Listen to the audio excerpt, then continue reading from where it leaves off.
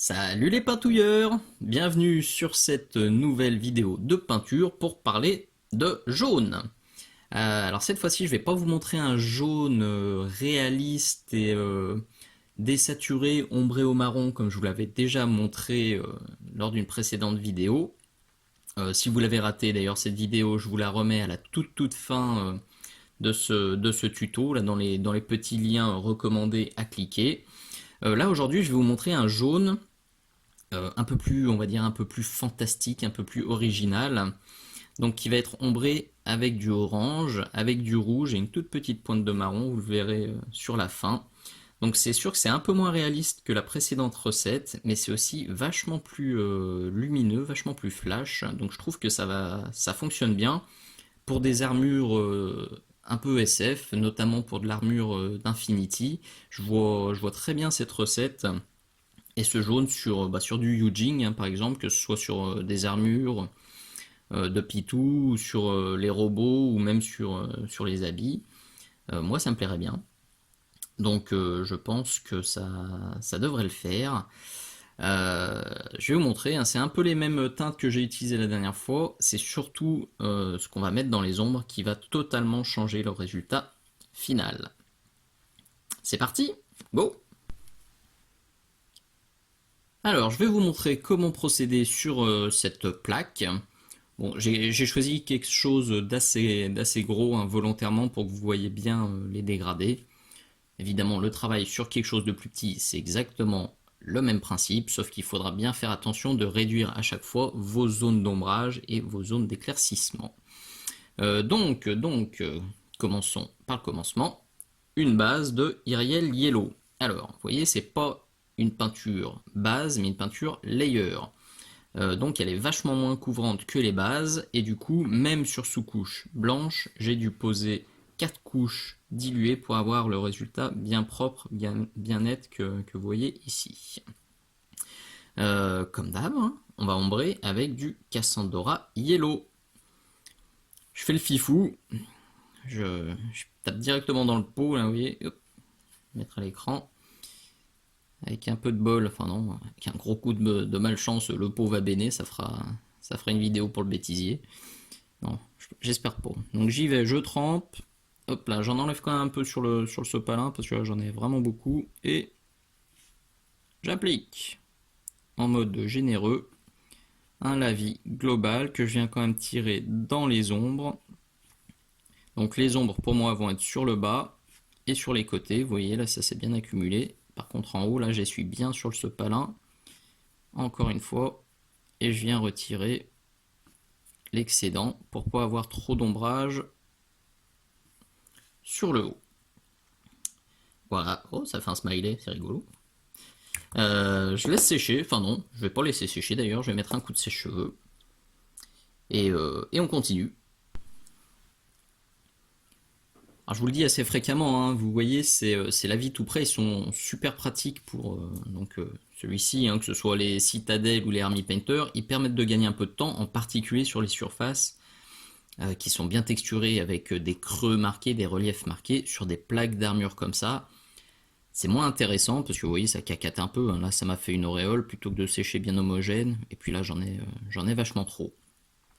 Comme d'hab, cette recette je vous la donne pour qu'elle soit passe-partout. Vous pouvez l'utiliser sur de l'armure, vous pouvez l'utiliser sur du tissu. Maintenant, pour de la surface lisse, si vous voulez sauter cette étape de Cassandra Yellow, vous pouvez. Et parce que franchement, il y a peu de contrôle et puis le résultat est pas franchement GG, hein, puisque là c'est quand même tout à reprendre. Donc si vous voulez la sauter, vous pouvez y aller. Mais si vous avez quelque chose de bien texturé, utilisez-le, ça vous fera gagner pas mal de temps. Mais là, du coup, je vais retoucher mes ombrages avec du Wild Rider Red. En mode lavis, vous le voyez ici. Comme d'habitude, sur la gauche, je vais diluer ma peinture. Sur la droite, je vais la laisser tranquille. Comme ça, en piochant à droite ou à gauche, j'aurai un gradient de dilution en fonction de ce que je veux faire. C'est parti. Alors, un premier coup pour voir ce que ça donne. Donc j'en mets en bas, je nettoie sur le sopalin. Et je repars d'un peu plus haut. Bon, ça marque bien, hein, donc il va falloir y aller avec parcimonie. Sinon, ça va être violent. Hop là, je rince dans le gobelet pour en enlever beaucoup. Et je vais juste venir passer un voile dilué, hein. Hop là, pour marquer, pour flouter les transitions. Alors là, clairement, j'y suis allé trop généreux. C'est pas grave, je reprendrai avec ma base. De toute façon, c'était prévu. Donc là, j'en remets vers le bas. Je rince de nouveau sur le sopalin. Et là, je vais venir essayer de mieux flouter mes transitions ici. Et ici. Voilà. Encore un coup. Je l'applique sur le bas. Je rince, je nettoie sur mon sopalin. Et je pars d'un petit peu plus haut. Si vous trouvez ça trop marqué, diluez un peu plus. Hein. Là, j'y suis allé en mode assez violent, hein, pour que ça aille quand même assez vite. Vous voyez que le dégradé est en train de transformer. Alors, c'est vachement mieux réussi de ce côté. Là aussi, il y a des histoires de caméra. J'ai quand même la caméra sous le pif. Donc, pour maîtriser ce que je fais à la perfection, c'est pas super pratique. Mais pas d'inquiétude, de toute façon, tout se rattrape. C'est ça aussi que j'essaye d'apprendre à tous mes élèves et à toutes les personnes qui me suivent sur le Patreon.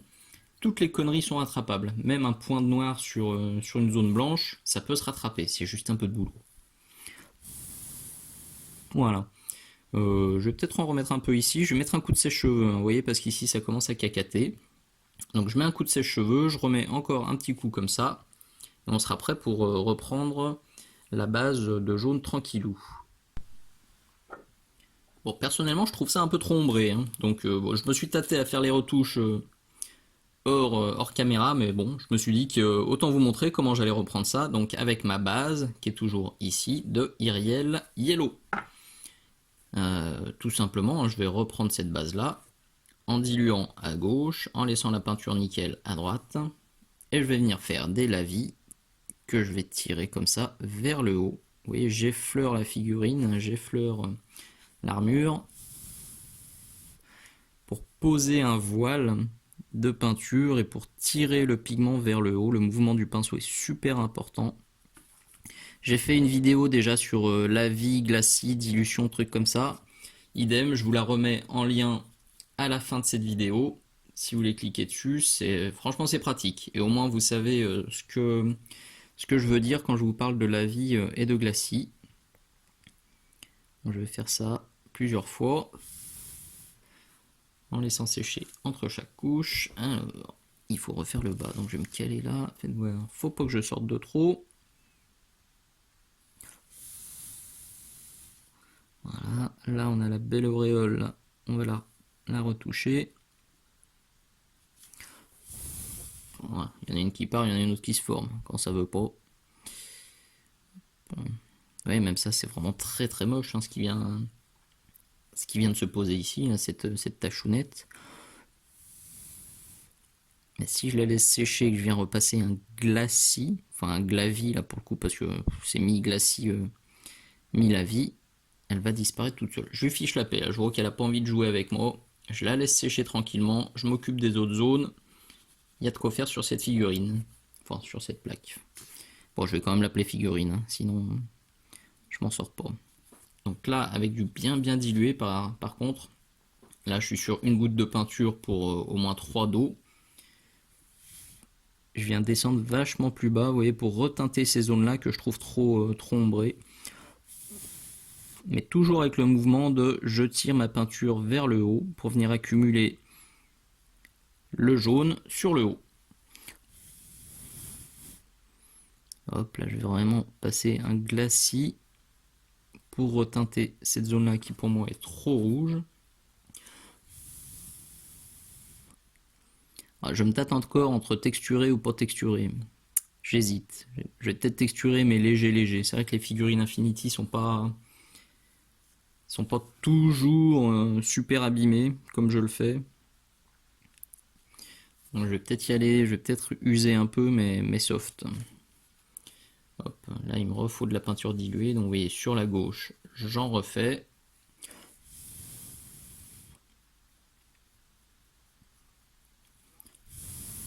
Une fois de plus, hein, si vous êtes dilué, normalement vous pouvez pas faire de bêtises. C'est plus long. Le dégradé va mettre plus de temps à apparaître. Mais bah, ça limite les bêtises, hein. De toute façon, si vous faites une grosse bêtise, vous passerez autant de temps à la retoucher que si vous aviez dilué sans faire de bêtises. Donc je sais que certains peintres disent au contraire, diluez pas, allez-y un peu violent, faites-vous plaisir. Moi, c'est la façon dont j'ai appris, hein, c'est pas universel. C'est vrai que vous pouvez tout à fait faire comme vous voulez. Moi, toutes les premières figurines que j'ai fait, j'étais vraiment très très très dilué. Et c'est avec le temps que j'ai appris à moins diluer, à mieux tirer ma peinture, à mieux appliquer mes lavis et mes glacis. Voilà. Bon, vous voyez le principe, hein, là je pense qu'on commence à être pas mal. Je vais en faire encore 2-3 hors caméra, surtout pour rejaunir cette zone-là. Et on pourra éclaircir. Bah, je pense qu'on est pas mal. Là, on a une base de dégradé qui est cool pour aller un peu plus loin. Alors, sur le gargan là, que je vous ai montré, vous voyez, dans les ombres les plus profondes, j'ai descendu un tout petit peu plus foncé.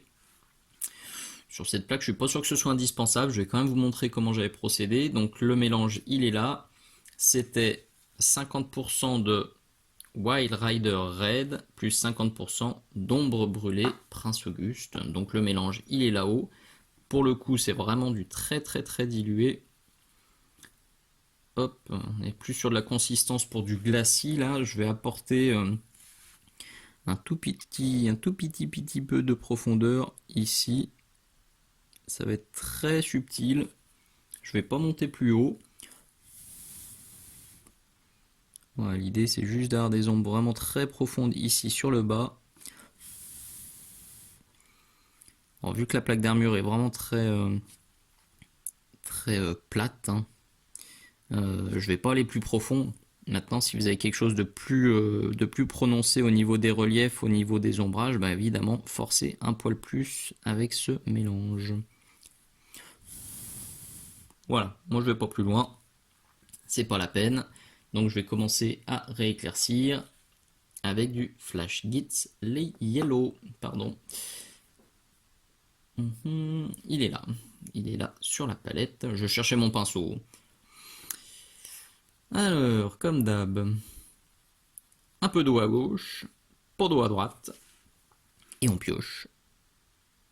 Donc on applique, on rince le pinceau sur le sopalin, et on part d'un petit peu plus bas.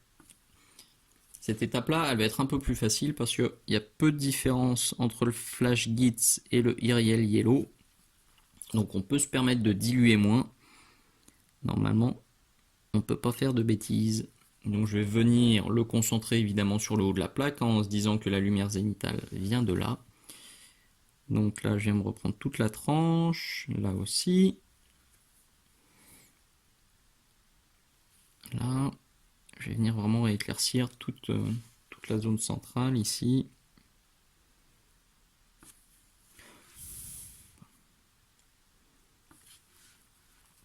Bon, vous avez l'habitude hein, maintenant. Donc lumière zénitale égale la lumière vient s'accrocher sous le dessous de ces petits trous. Hop, donc là je le tapote, un léger. Je veux quand même que ceux d'en haut soient plus clairs que celui d'en bas.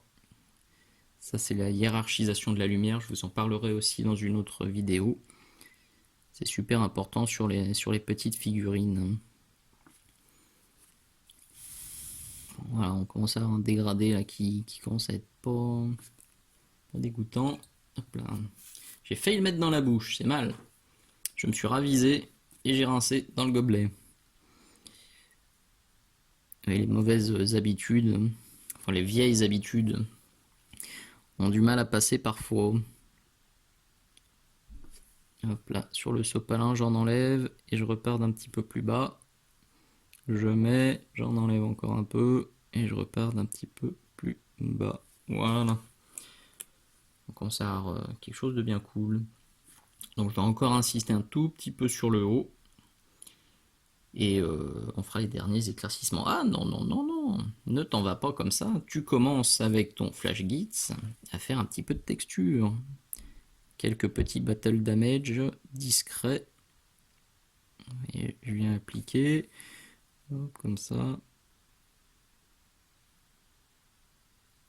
Je tapote, j'en mets à droite à gauche en mode aléatoire.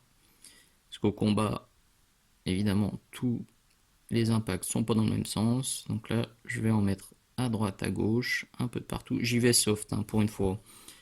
Parce que si vous avez vu les précédents tutos, j'ai tendance à y aller grassouillet sur les battle damage. Là, je vais y aller un peu plus soft. Hop là. Tac. Cette fois, je continue tranquillou et je vous montre. Alors si le résultat vous plaît, vous pouvez très très bien vous arrêter ici parce qu'on a déjà un jaune qui est bien contrasté, hein, qui fait parfaitement le job. Maintenant moi j'aime le contraste, donc je vais encore forcer un petit peu les éclaircissements avec le blanc cassé ou l'ivoire. C'est la même chose. C'est bien pratique sur du jaune, donc vous le voyez ici. Je vais l'utiliser très légèrement dilué sur la gauche et pur sur la droite pour venir remarquer mes arêtes. Alors faut pas trop désaturer, faut pas rendre le résultat trop tristounet, donc je vais pas non plus en mettre 3 tonnes. Faut que ça fasse quand même un peu naturel, donc vous voyez j'en mets là-haut, je nettoie sur le sopalin et j'élargis très légèrement la zone. Je vais le refaire un coup de ce côté-là. Je le pose ici. Je rince sur le sopalin pour décharger le pinceau. Et je fais une zone un tout petit peu plus large. Vous voyez, ça commence à se voir. Comme je vous le disais, je vais rester un peu discret. Je veux pas en faire de trop. Souvent, le mieux est l'ennemi du bien. Le jaune était joli. On va pas le tuer avec trop d'ivoire.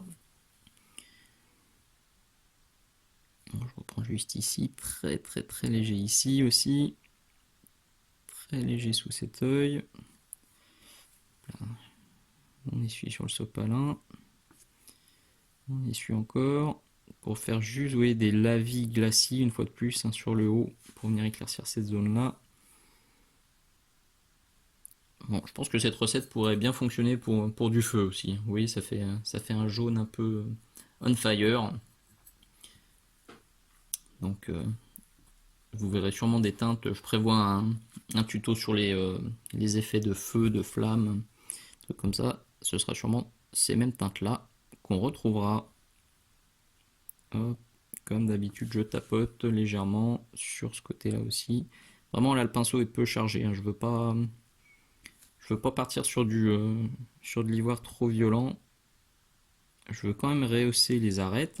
Je veux avoir un truc bien contrasté, mais je veux pas en faire de trop. Alors, il y a quand même 2-3 battle damage à venir rehausser aussi. J'en ai un là sous l'œil.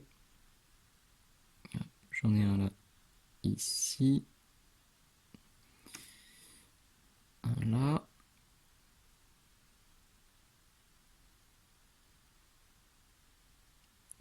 J'ai arrêté de respirer. C'était chaud.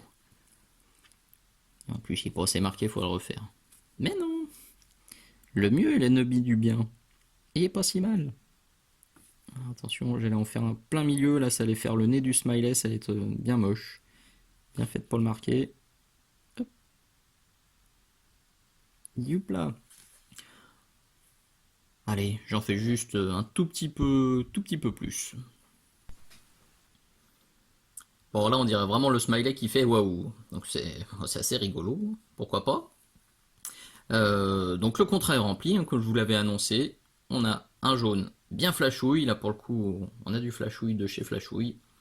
Donc, je suis monté à l'ivoire juste là-haut. Alors, j'ai repassé un tout petit glacis de Flash Gits Yellow sur cette zone-là et sur cette zone-là. Parce que je trouvais ça un peu trop violent. L'ivoire pur. Donc, j'ai repassé un glacis. J'ai repris l'arête avec l'ivoire. Et puis, voilà, on est au bout. Une fois de plus, j'espère que ça vous a plu. Si c'est le cas, je vous laisse quelques petites secondes pour faire le petit clic sur le pouce vers le haut qui fait plaisir. Voilà, merci beaucoup. Alors il y en a aussi beaucoup qui m'ont demandé combien de temps me prenaient ces tutos. C'est entre le tout début vraiment où je sors mes peintures, je les pose sur la palette, et la fin où vraiment je vous le mets en ligne, il y a entre 2 et 3 heures. Donc c'est quand même beaucoup de boulot. C'est pour ça que je remercie vraiment une fois de plus ceux qui prennent le temps de liker, qui prennent le temps de commenter, de remercier, de partager. Ça fait plaisir, c'est du boulot, hein, mine de rien. Euh, donc s'il n'y a pas ces retours-là, vraiment c'est super démotivant. Donc une fois de plus, merci à vous. Je remets aussi le lien vers ma page Patreon. Un gros coucou, un gros merci aussi à ceux qui me soutiennent là-bas. N'hésitez pas à faire un petit tour pour voir ce que je propose. Je vous dis à très bientôt pour de nouveaux tutos de peinture et de soclage. Ciao ciao!